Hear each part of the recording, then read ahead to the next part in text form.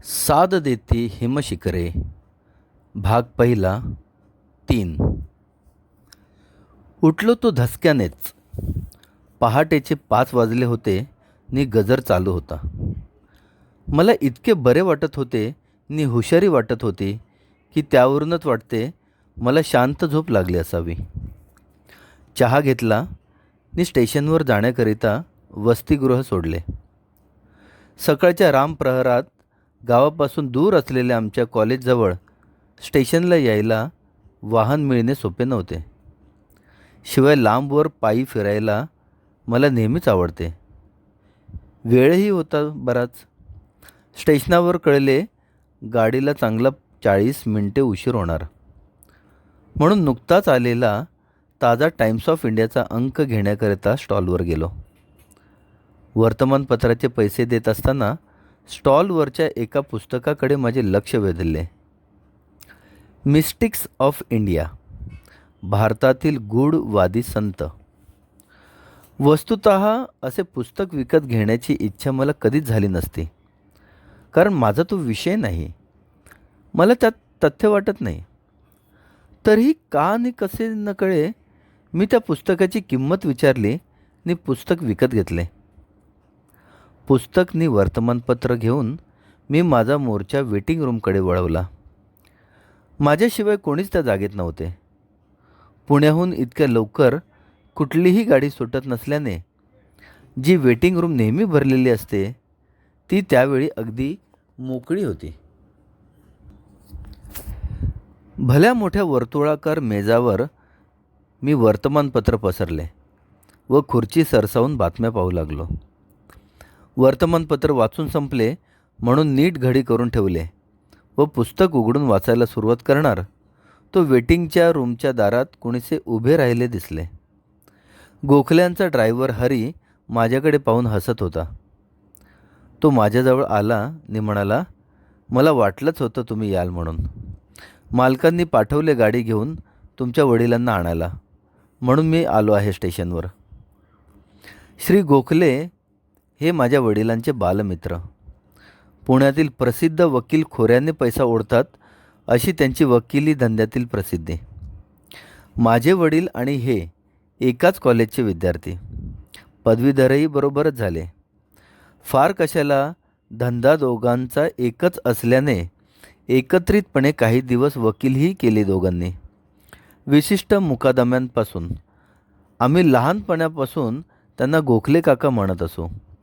दोन्ही घरात घरोबा इतका की जेव्हा जेव्हा आम्ही पुण्याला येत असू तेव्हा तेव्हा निसंकोचपणे गोखल्यांकडे उतरत असू. पुण्याला जरी मी वसतिगृहात राहत होतो तरी यांना त्या निमित्ताने विशेषतः सुट्टीच्या दिवशी त्यांच्याकडे मला जेवायला जावेच लागे. गाडीची घंटा झाली. आम्ही प्लॅटफॉर्मवर आलो. गाडी सावकाशपणे स्टेशनात शिरली.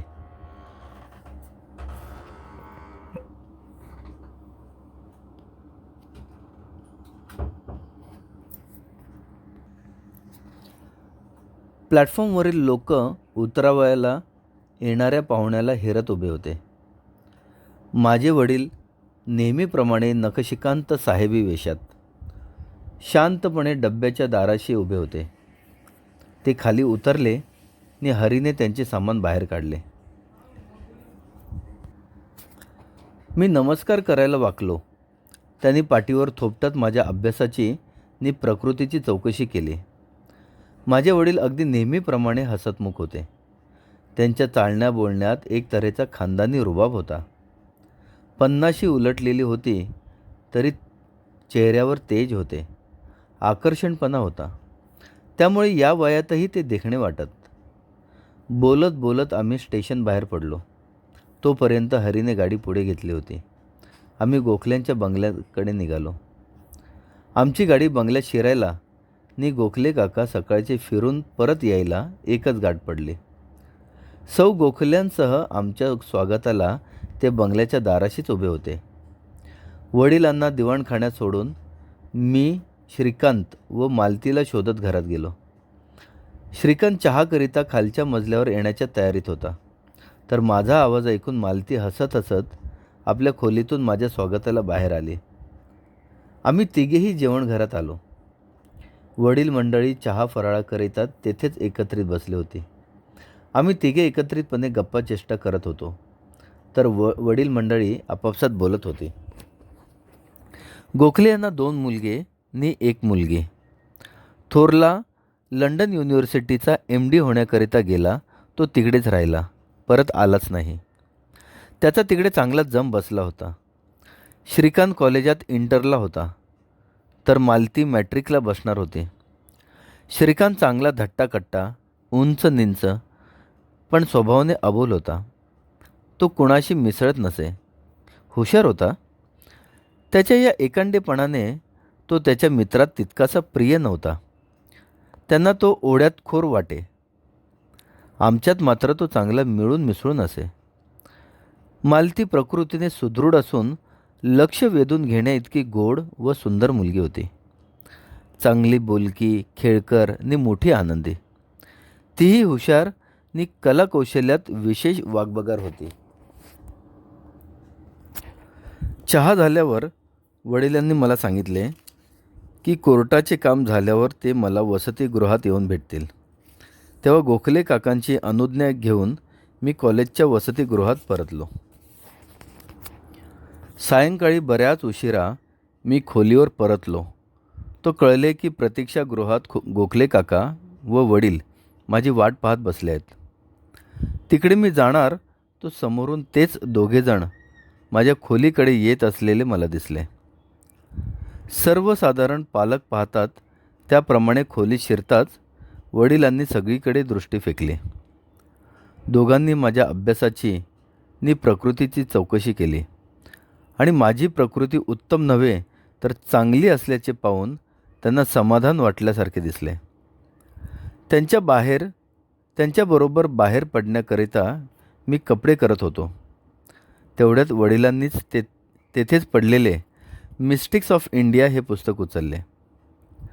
पुस्तकाचे नाव पाहताच वडिलांना विस्मय वाटला असावा. त्यांनी चौकशी केली की हे पुस्तक माझ्याकडे कसे. सकाळी स्टॉलवर मीच खरेदी केले असे मी म्हटल्यावर ते काहीच बोलले नाहीत. परंतु घाईघाईने मी जेव्हा म्हटले की फुरसतीच्या अभावी मी त्या पुस्तकातील एकही ओळ अजून वाचली नाही, तेव्हा मात्र ते जरा हसले. आम्ही तिघेही गोखले काकांच्या मोटारीतूनच बरेच हिंडलो आणि त्यांच्या बंगल्यावर पोचेपर्यंत सायंकाळचे 6 वाजले होते. जेवायला अजून खूपच वेळ होता.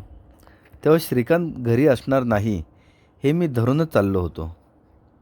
पण व्हायोलिन वाजवीत असलेली मालती नक्की तिच्या खोलीत असेल याची मला खात्री होती. इतक्यात नोकराने कोणीतरी भेटायला आले आहे असे गोखले काकांना सांगितले. तेव्हा मालतीच्या शोधात मी वरच्या मजल्यावर प्रयाण केले. अपेक्षेप्रमाणे श्रीकांत वर नव्हताच, पण सौ गोखले घरात नसल्याने त्यांच्याकडे आलेल्या कोण्या पाहुण्याशी बोलत मालती गोखले काकांच्या खोलीत जाऊन बसली आहे असे कळले. मी सरळ श्रीकांतच्या खोलीत येऊन बसलो व जवळच पडलेले पुस्तक चाळायला सुरुवात केली. तेवढ्यात मला वडिलांच्या हाका ऐकू आल्या. मी खाली येऊन पाहतो तो आदल्या संध्याकाळी सर्वंट्स ऑफ इंडिया सोसायटीमध्ये व्याख्यान देणारे स्वामीजी मजेत गप्पा गोष्टीत रंगलेले आढळले. माझ्या वडिलांची आणि स्वामीजींची ओळख असल्यासारखे दिसले. मला पाहताच त्यांनी स्वामीजींशी माझी ओळख करून दिली. स्वामीजींच्या संभाषणात एक अपूर्व गोडी होती. त्यामुळे तिथे जमलेले सर्वजण विशेष लक्षपूर्वक स्वामीजी बोलत असलेले ऐकत होते. गप्पा चालल्या होत्या इकडच्या तिकडच्याच. त्यापेक्षा विशेष गंभीर चर्चा नव्हती.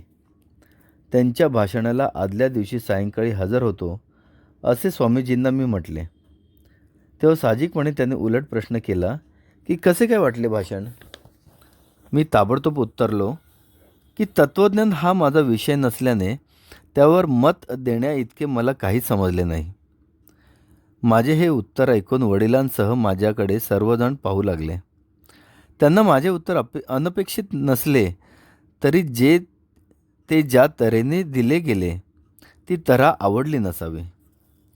तेव्हा मी माझे म्हणणे स्पष्ट करण्याकरता म्हटले, मी व्याख्यानाला गेलो होतो तो एकटाच नव्हे तर तत्त्वज्ञानाची आवड असलेला माझा स्नेही रमेश याच्याबरोबर म्हणून व्याख्यानाला हजर होतो इतकेच. तेवढ्यात भेटायला आलेल्यांशी मुलाखत संपवून गोखले काका आत आले आणि आमच्या गप्पात येऊन मिसळले.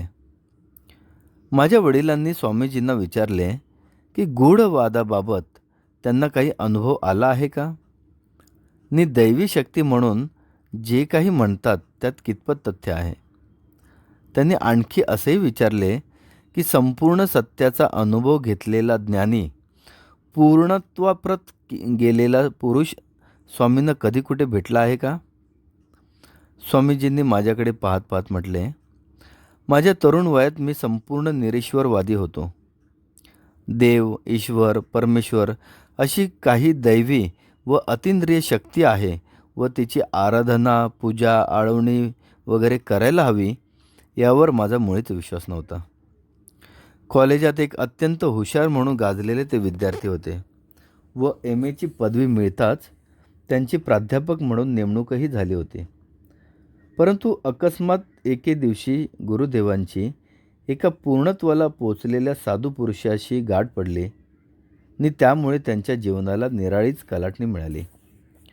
स्वामीजी म्हणाले, माझे गुरु म्हणून मी त्यांची भलावण करीत नाही, परंतु ज्यांना सत्याचा साक्षात्कार झाला आहे आणि जे पूर्णत्वाला पोचले आहेत असे जे सिद्ध पुरुष तुरळकपणेच आढळतात त्यापैकी ते एक आहेत. अतिंद्रिय शक्ती म्हणून जिला म्हणतात तशी सिद्धी त्यांना प्राप्त झालेली आहे, पण त्याबाबत ते स्वतः मात्र पूर्णतया उदासीनच आहेत. गुरुदेवांसारख्या सिद्ध पुरुषाने आपणाला शिष्य म्हणून मान्य केले हे केवळ माझे जन्मीचे अतुलनीय सद्भाग्य असे मी समजतो. कारण अशा सत्पुरुषाचे शिष्यत्व मिळणे ही एक दुष्प्राप्य गोष्ट आहे. सहसा या गोष्टीला साधू पुरुष तयार असत नाहीत. स्वामीजी अविवाहित असल्याने त्यांना कसलेही मायापाश नव्हते. वयाच्या केवळ 10व्या वर्षी मायबापांचे छत्र नाहीसे झाले. जी थोडीशी माया त्यांनी मागे ठेवली होती त्यावर त्यांचे शिक्षण तरी पुरे झाले. त्यांनी संसाराचा रस्ता न धरता संन्यस्त जीवन पत्करले. त्यामुळे कोणाला धक्का बसण्यासारखा नव्हता. गुरुदेवांसारख्या मार्गदर्शनाखाली व त्यांनी करायला सांगितलेली साधना करीत त्यांनी गुरु सान्निध्यात कितीतरी वर्ष घालवली. सध्या त्यामुळे त्यांचे जीवन संपूर्ण शांतीसुखाचे आहे. त्यांना कसलेच पाश नाहीत.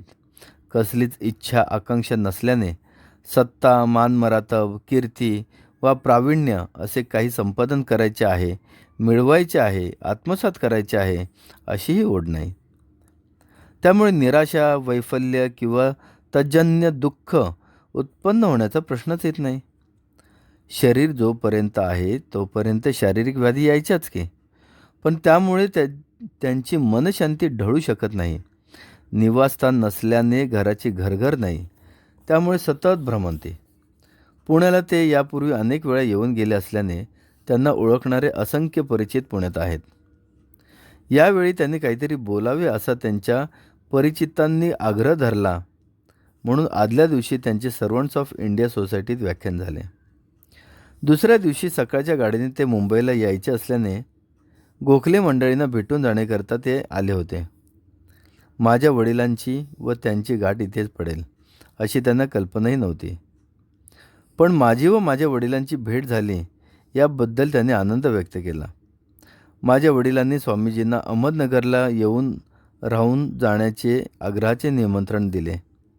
मी पुन्हा दक्षिणेत येईन तेव्हा तुमच्याकडे जरूर येईन असेही स्वामीजींनी उलट आश्वासन दिले.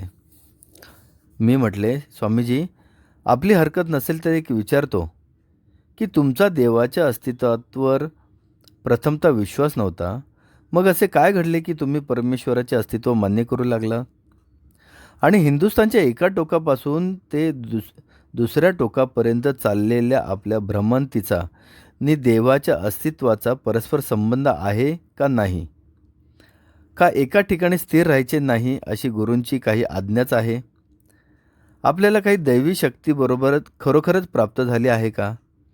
तुमच्यासारख्या सुशिक्षित नि सुविद्य माणूस या गोष्टी बोलतो आहे म्हणूनच केवळ या भंपक गोष्टीवर विश्वास ठेवायचा इतकेच.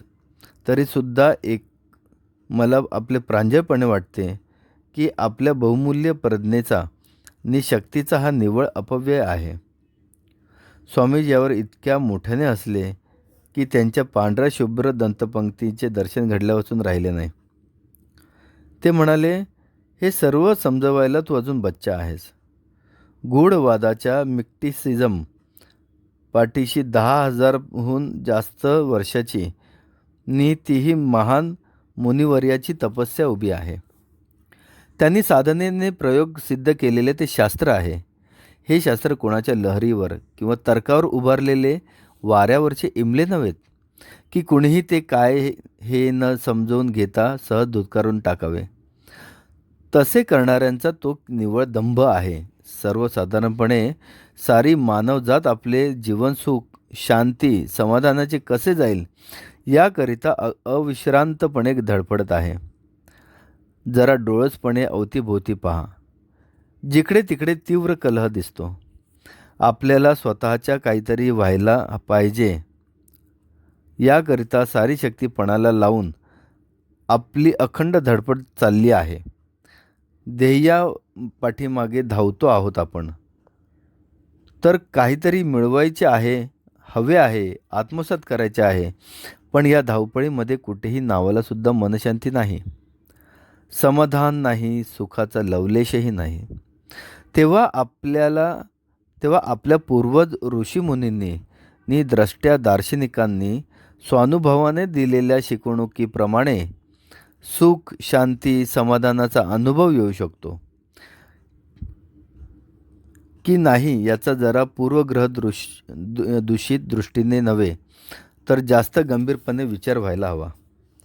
एखाद्या प्रश्नाचा गंभीरपणे विचारच करायचा नसला तर त्या प्रश्नाचे मूल्य आकळायचे कसे? विचारांती अनुपयुक्तता सिद्ध झाली तर ते तत्त्वज्ञान नसून भंपकपणा आहे, थोतांड आहे. म्हणून त्याचा जरूर निषेध करा. ते झटकून उडवून लावा.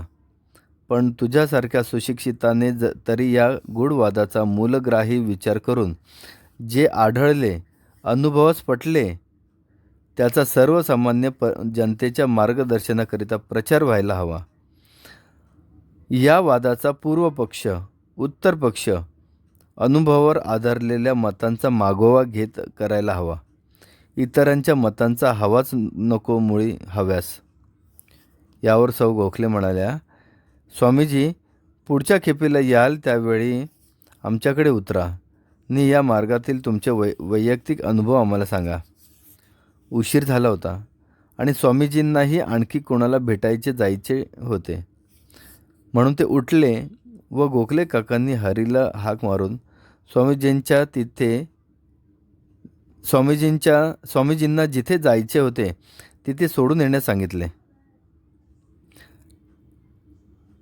आम्ही सर्वजण उठलो आणि बंगल्याच्या दारात त्यांना निरोप दिला.